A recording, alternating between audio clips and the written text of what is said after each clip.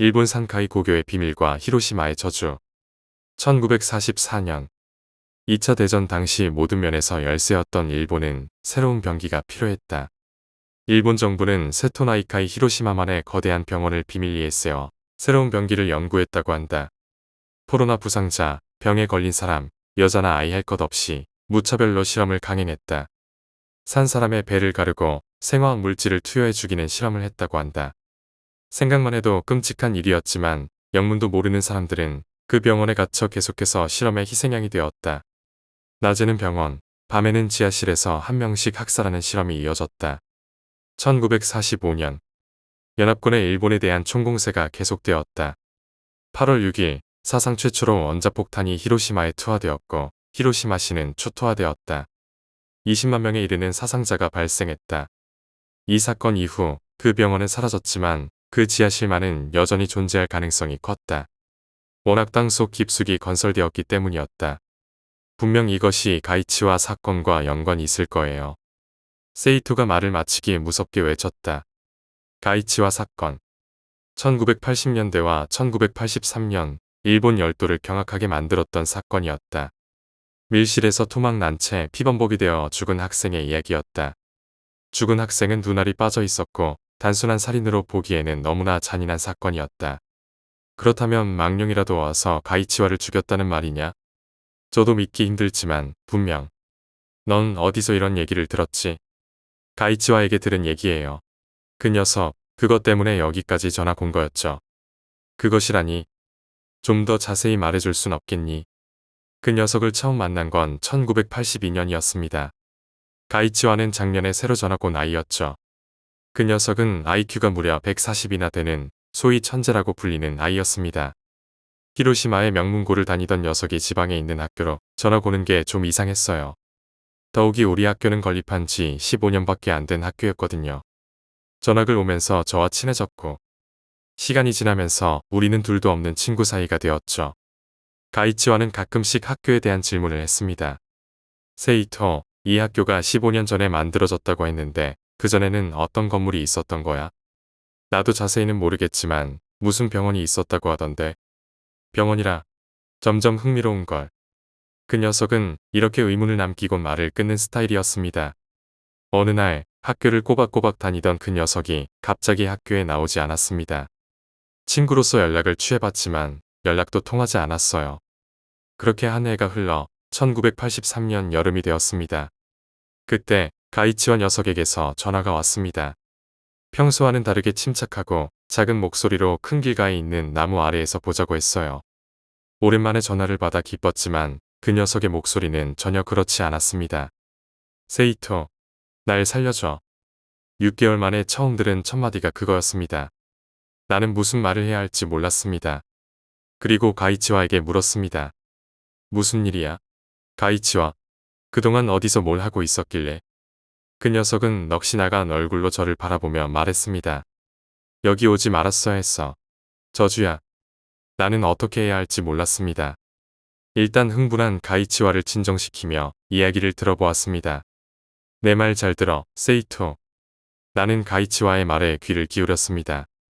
아직은 무슨 말인지 이해할 수 없었지만요. 난 요코하마 출신이야. 이곳에 오기 전, 그러니까 1980년 중학생 때 이야기야. 미국에 사시는 삼촌이 컴퓨터를 보내주셨거든. 그 후 컴퓨터에 푹 빠졌고 PC통신을 통해 신기한 것들을 많이 접했지. 더욱 신기했던 건 혹시 1980년에 일어난 이치로 토막 사건 기억하니? 미궁에 빠진 그 사건 말이지.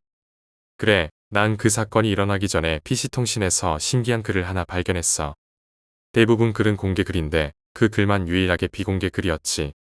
보통 비공개 글은 다른 사람에게 보이지 않게 하려고 쓰는 건데 그 글의 조회수는 0이었어.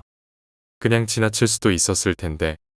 하지만 사건이 일어난 후부터 그 글이 계속 마음에 걸렸어.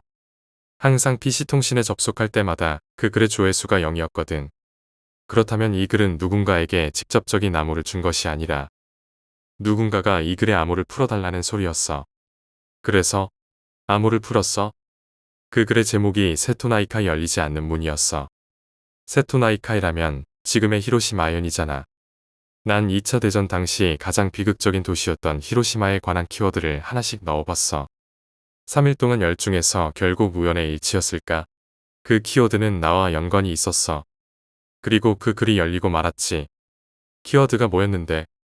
2차 대전 치료병 부대 676이었어. 2차 대전 치료병 부대. 그래, 우리 할아버지가 2차 대전 당시 히로시마에서 치료병 부대에 계셨어. 나도 의외였지만 그 글을 읽으면서 왜 치료병 부대가 키워드였는지 알 수 있었어. 그 글이 뭐였는데? 난 그렇게 1944년과 1945년에 일어난 비극에 대해서 들을 수 있었다. 원문 마지막에는 이 글을 본 사람은 반드시 PC통신에서 삭제하라고 경고했고, 난 글을 플로피 디스크에 카피해두고 PC통신에서 삭제해버렸어. 관리자 번호도 적혀 있었지. 그리고 난 실제로 히로시마로 전학을 오면서 사건의 진실을 밝혀보려고 했어. 그럼 처음 전학 온 곳이 히로시마현이었구나. 응, 난 그곳에서 동네 할아버지들께 들은 이야기를 바탕으로 옛 지역에 대해 조사를 했지. 결론은 주곡 후에 위치한 이곳 산카이 고교였던 거야. 뭐? 그럼 우리 학교가 예전에 난 봤어. 지하실, 그리고 그 망령들 바로 그곳에서. 그리고 전화가 끊어졌다. 그것이 가이치와와의 마지막 대화였다. 그렇다면 이 플로피 디스크에 있는 내용이 사실이라면, 가이치와의 말이 사실이라면 모든 해답은 산카이 고교 지하실에 있다고 믿었다. 사이토는 갑자기 겁에 질린 얼굴로 나에게 말했다. 혹시 나도 그렇게 죽는 게 아닐까요? 그랬다. 모든 게 사실이라면 세이토와 나는 이 플로피 디스크의 내용을 이미 본 상태였다. 혹시 이것이 원인이라면 우리도 해답을 찾아내야 했다. 일단 산카이 고교로 가보자. 뭔가 그곳에 열쇠가 있을 것 같다. 1984년 7월 21일. 1980년 미궁에 빠진 토막 사건. 우연히 죽은 사람이 남긴 글을 읽고 해답을 찾으려는 소년. 그리고 1984년 또 한 번 일어난 밀실 토막 사건. 죽기 직전 남긴 플로피 디스크 한 장. 난 세이토와 산카이 고교로 향했다. 여름방학이라 학교에 사람은 없었지만 처음 보는 음침한 학교의 분위기가 공포감을 자아냈다. 그러니까 이 학교가 세워진 지 올해로 17년. 2차 대전 당시 실험실이 붕괴된 지 1945년이니. 그렇다면 22년 동안은 그냥 평지였단 말인가? 얼핏 들었는데 학교 생기기 전에는 병원이 있었다고 해요. 병원이라. 그래, 가이치와는 그 말을 듣고 확신했군. 그렇다면 붕괴된 후 또다시 병원을 설립했다는 얘긴데. 우리는 담을 넘어 학교로 잠입했다. 만든 지 100년도 된 오래된 건물처럼 보였다. 건축한 지 17년밖에 안 된 건물이라고는 믿기지 않을 정도였다. 교실 안으로 들어갈 수 없겠는걸. 문이 다 잠겼으니. 혹시 이곳 교장 선생님 댁을 아니? 네, 이곳에서 얼마 떨어지지 않은 오카야마에 산다고 들었어요. 그럼 세이토, 수고했다. 다음에 연락할게. 저 살 수 있는 거죠? 그것이 저주라면 내가 죽으면 나도 죽는 거니까. 나는 세이토를 바래다 주고 차를 타고 신문사로 향했다. 우선 급한 것은 1980년대 죽은 사람의 신상 정보였다. 신문사에 도착한 나는 컴퓨터로 자료를 찾기 시작했다. 가나와 이치로. 죽은 당시 나이 21세. 산카이 고교 졸업생. 역시 모든 사건은 연관성이 존재한다고 믿기 시작했다. 그의 가족 중 할아버지께서 2차 대전 당시 히로시마에서 치료병 부대에 계셨다. 가이치와 할아버지 역시 치료병이었다. 그래서 키워드가 676 치료병이었던 거다. 그렇다면 이치로는 무언가를 알았기에 그 무언가를 다른 사람에게 보여주었고 그것을 본 사람은 결국 해답을 알면 죽는다는 것인가. 점점 더 복잡해진다. 만약 나 역시 그곳에 속한다면 당시 676 치료병 부대에 대해서도 알아보는 게 도움이 되겠군. 676 치료병 부대. 2차 세계대전 당시 일본 병사들의 총상이나 부상을 치료하던 부대. 하쿠다테, 후쿠오카, 히로시마에 파견된 부대였다고 나온다. 하지만 이 플로피 디스크의 내용이 사실이라면 676 치료병 부대는 과학자들로 구성된 실험 부대였다. 산사람과 부상병을 혹독하게 죽이며 실험을 하던 부대. 여기 국가공인자들 명단도 나온다. 참고해야겠다. 또 다른 단서를 발견했다. 1945년 원자 폭격으로 건물 파손 후 7년 뒤 그 자리에 다시 병원을 지었고 1954년에 병원에서 폭동이 일어나 다시 철거되었다. 그 폭동이란 1984년 7월 22일. 나는 아침 일찍 오카야마로 향했다.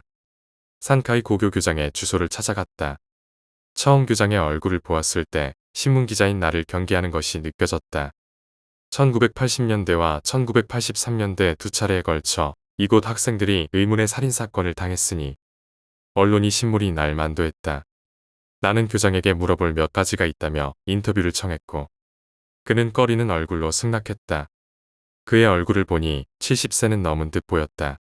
살이 쪄서인지 푸근한 인상이었다.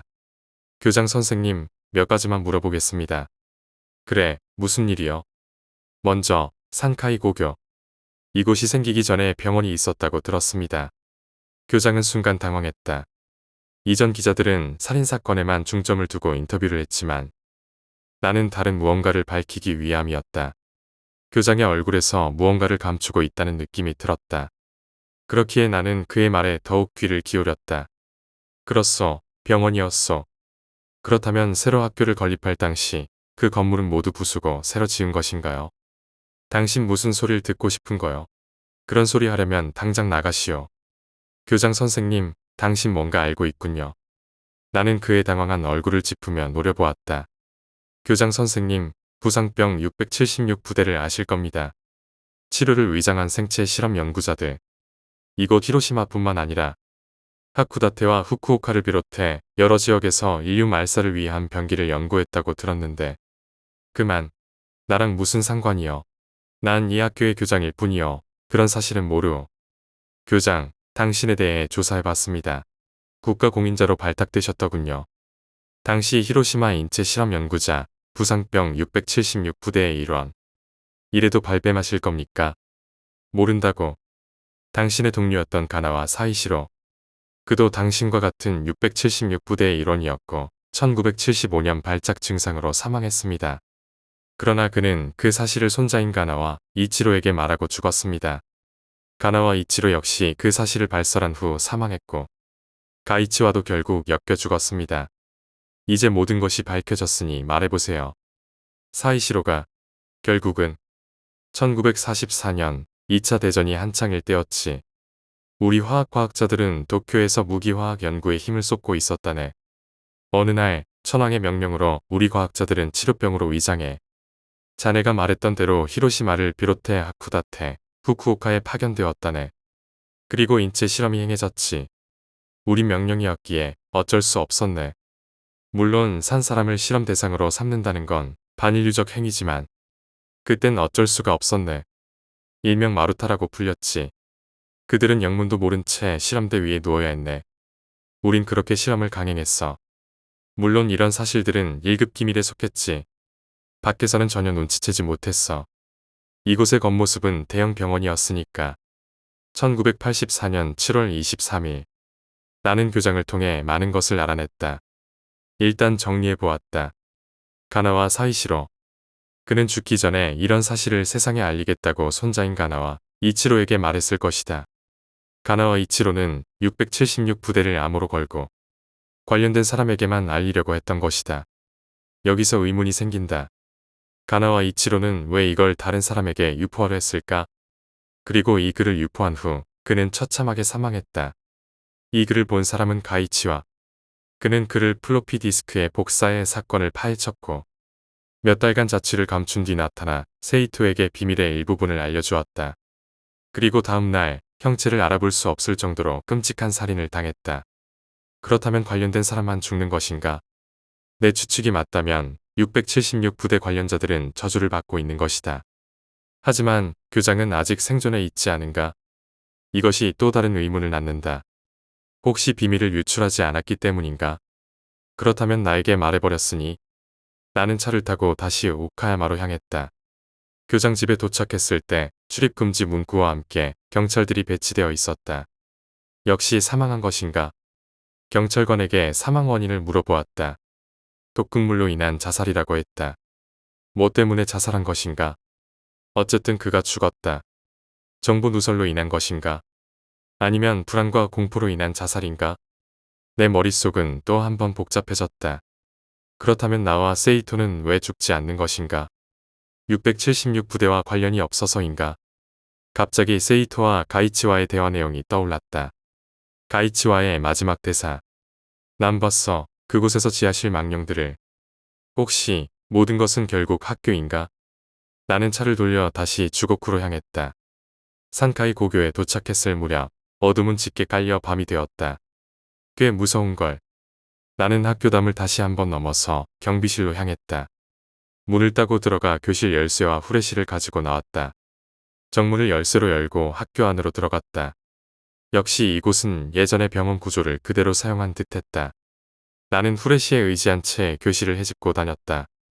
마치 귀신이라도 금방 튀어나올 듯한 분위기였다. 아무래도 내일 아침에 다시 와야겠군. 어두워서 보이지가 않아. 난 뒤로 돌았을 때 내 눈을 의심했다. 머리가 반밖에 없는 흰 가운을 입은 의사가 나를 쏘아보고 있었다. 나는 후레쉬에 다시 한번 비추었지만 그 의사는 그 자리에 그대로 있었다. 내 귀를 의심하게 만드는 소리가 들렸다. 수술 소리가 들리며 비명 소리가 울려 퍼졌다. 나는 그 자리에서 기절하고 말았다. 1984년 7월 24일. 눈을 떠보니 주위에는 나무들이 울창하게 자라 있었고 여기가 학교 운동장임을 알 수 있었다. 나는 어제 본 일들을 생생히 기억해냈다. 반쪽짜리 얼굴의 의사, 수술 소리와 비명 소리들. 그런데 나는 운동장에 있었다. 분명 복도쯤에서 쓰러졌던 것 같은데 누군가 나를 끌어낸 것인가. 순간 누군가 나를 보고 있다는 생각에 3층을 올려다보았다. 창문 밖으로 여러 명의 의사 가운을 입은 사람들이 나를 노려보고 있었다. 그건 실제로 있었던 일이었다. 나는 두 눈을 비비며 다시 보았다. 아침이었지만 소름이 쫙 끼쳤다. 어제 있었던 일과 연관이 있는 것 같았다. 나는 서둘러 학교를 벗어났다. 아직 끝난 게 아니라는 예감이 들었다. 그래, 뭔가가 있다. 아직 끝나지 않은 무언가가 남아있는 거다. 나는 집에 도착했다. 뉴스를 보았다. 7월 24일 히로시마현에서 엽기적 살인사건 또 한 번 일어나. 산카이 고교 3학년 사이토, 눈알이 빠진 채 손발이 잘려 피범벅으로 살해. 세이토가 죽은 것이었다. 세이토는 어떻게 된 일인가? 세이토는 676부대와 전혀 상관이 없는 아이였다. 그렇다면 무언가가 아직 풀리지 않았기 때문인가? 아니면 이 사실을 아는 자는 모두 죽는다는 것인가? 나는 소름이 끼쳤다. 생명의 위협을 느끼기 시작했다. 그리고 가이치와가 복사해둔 플로피 디스크에 이 글을 작성해두기로 했다. 20일부터 24일까지 있었던 미스터리한 사건들, 실화들. 나는 언제 죽을지 모른다. 이 사건은 미궁에 빠질지 모르기에 이 글을 남긴다. 5시간에 걸쳐 정리해 타이핑했다. 계속되는 수수께끼라는 제목으로 누군가의 도움이 절실히 필요했다. 나는 계속해서 글을 작성할 것이다. 언제 어디서 죽을지 나도 모른다. 사건은 처음부터 다시 시작해야 한다. 1984년 7월 25일. 꿈을 꾸었다. 나는 의사들에게 두 손이 묶이고 그들이 나에게 주사를 놓으며 웃고 있었다. 그곳은 병실이었다. 두 손은 묶여 꼼짝할 수 없었고 두 다리 역시 묶여 있었다. 의사들의 눈은 모두 빠져 피가 흐르고 있었고 그들은 곧이어 칼을 들고 와 내 몸을 해체하기 시작했다. 나는 피를 흘리며 잠에서 깨어났다. 악몽이었다. 땀을 흘리며 지금까지 있었던 일들을 생각해 보았다. 세이토는 왜 죽은 것일까? 한 번쯤 멀리 짚어볼 필요가 있다. 일단 글을 읽거나 정보를 아는 사람들은 모두 저주에 걸리는 것인가? 그렇다면 다른 사람에게 알려준다면 살 수 있는 것인가? 세이토는 나에게 정보를 알려주었는데 죽었다. 이유가 무엇인가? 사실을 잘못 알려주었다면? 혹시 그것으로 인해 오차가 생겼다면? 그래, 여러 가지 키워드 중 하나를 알아냈다. 잘못된 정보, 그러니까 왜곡된 정보를 다른 사람에게 알려주면 그 사람은 하루 만에 죽는 것이다. 이치로, 가이치와 세이토. 이들은 모두 잘못 알고 있었던 것이다. 그래, 이치로의 할아버지 역시 왜곡된 정보로 인해 사망했고 교장 역시 나에게 왜곡된 정보를 알려주었기에 죽은 것이다. 그렇다면 이 정보를 아예 알려주지 않으면 되지 않을까? 그러면 살 수 있지 않을까? 그래, 이들은 뭔가에 의해 필사적으로 남에게 알려주지 않으면 안 된다는 것을 느꼈을 것이다. 내가 어제 본 망령들 그런 것들 때문일까? 그렇다면 나도 누군가에게 이 글을 알려줘야 한다는 말인가? 물론 확실한 사실로 말이다. 무엇일까? 진실의 키워드는 그래, 누군가. 나에게는 든든한 가타로라는 친구가 있다. 지금 그 녀석을 이곳에 불러야겠다. 그 녀석이라면 뭔가 알려줄 것이다. 1984년 7월 26일. 나는 가타로라고 한다. 25일까지 작성한 이 글의 작성자는 내 친구 이어모토였다. 녀석은 27일경 사망했다. 이 글을 나에게 보여줬기 때문에 사망한 것이다. 나도 저주에 걸렸으니 이어모토의 글을 이어쓰도록 하겠다. 나는 일식집을 운영하는 평범한 사람이다.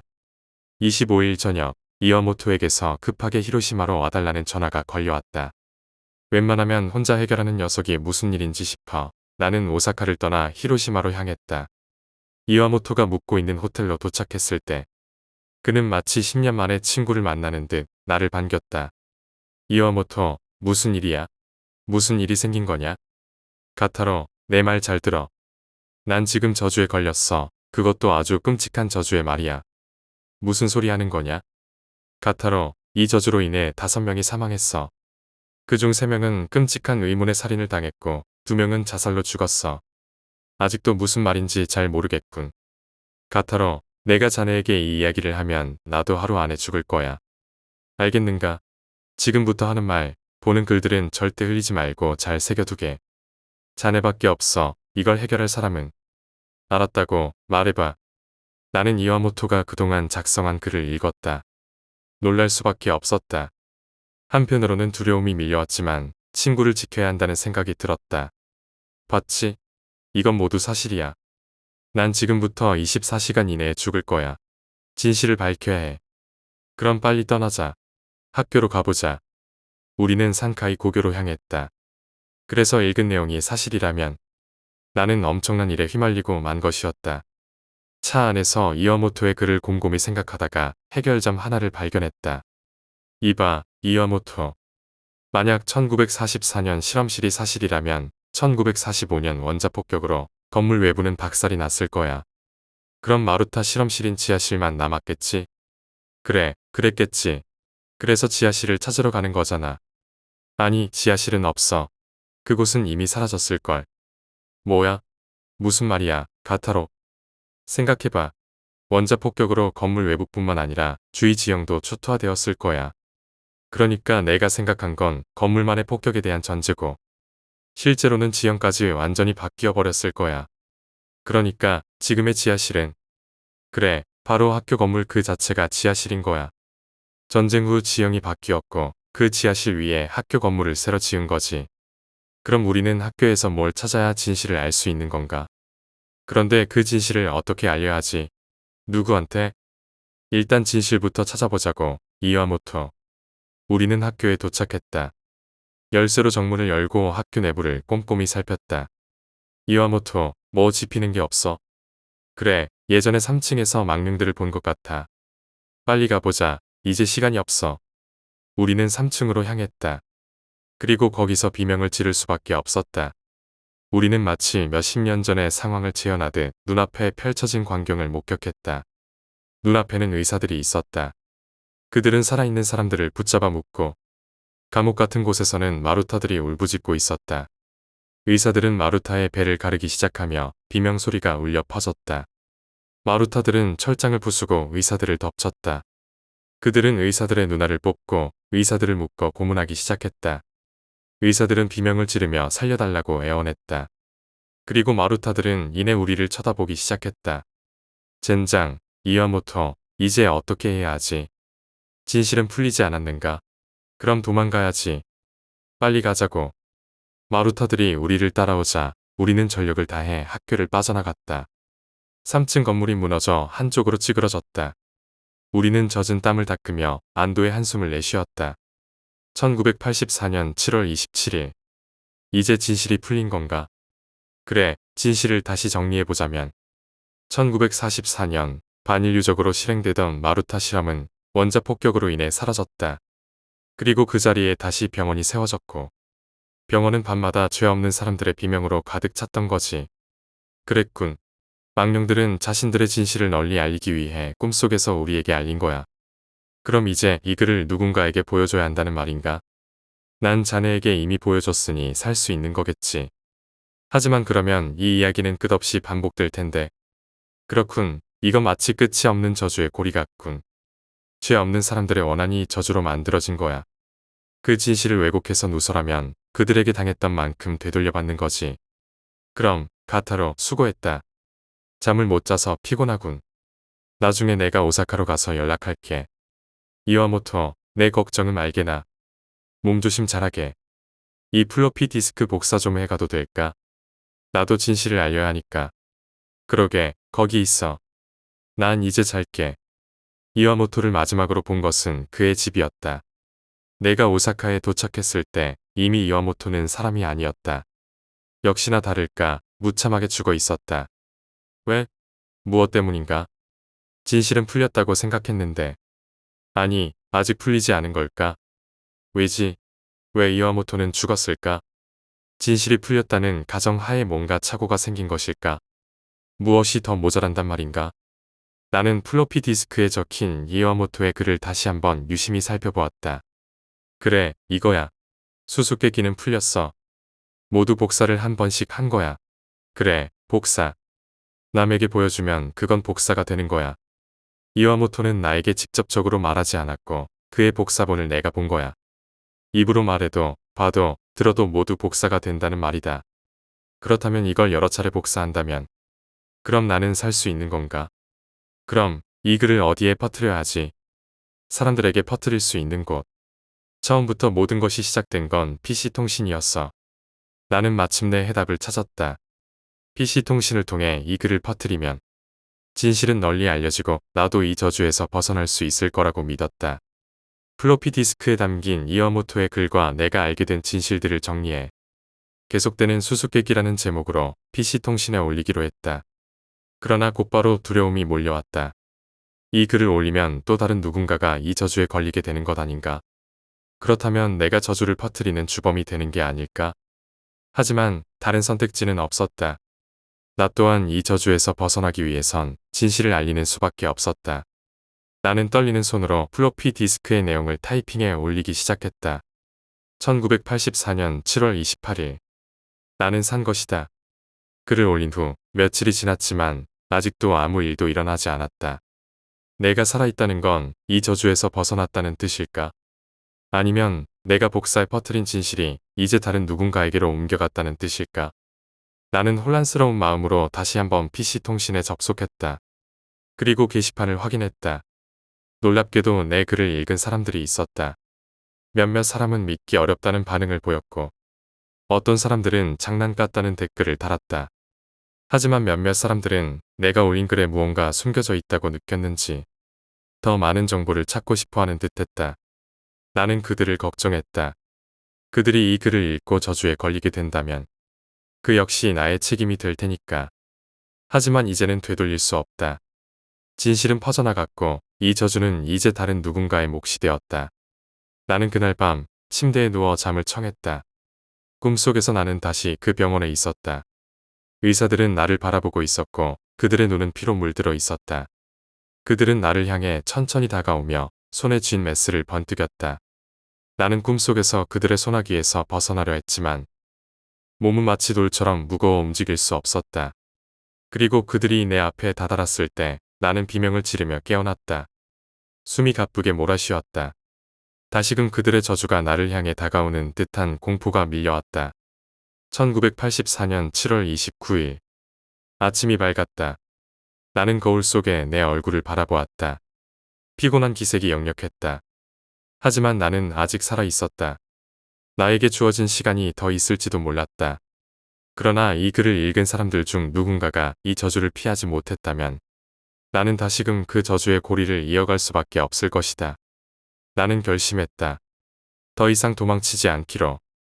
이 모든 것을 끝내기 위해서, 그리고 이 저주의 진실을 완전히 풀어내기 위해서 나는 다시 한번 산카이 고교로 향했다.